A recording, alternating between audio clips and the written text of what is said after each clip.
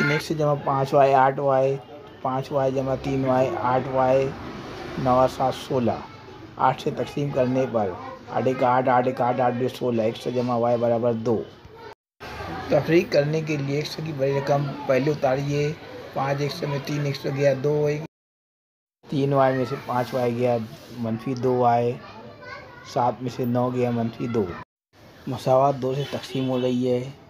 2 का 2, 2 का 2 -1, 2 का 2 -1। x और y के ज़रीब 1 हो तो लिखा नहीं जाता। मसावत नंबर 2 दीजिए। 1 और 2 1 के नीचे 1 उतारिए। यहाँ दोनों मसावतों में y का ज़रीब 1 है और जमा तफरीक में होने की वजह से कट जाएगा। x जमा x = 2x, 2 में से 1 गया 1, तो x का 2 दूसरी तरफ जाकर बटे में हो जाएगा। x बराबर 1/2।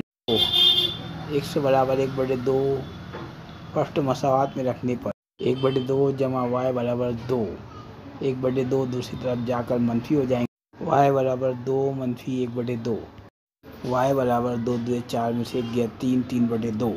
हमारा जवाब 1/2, 3/2।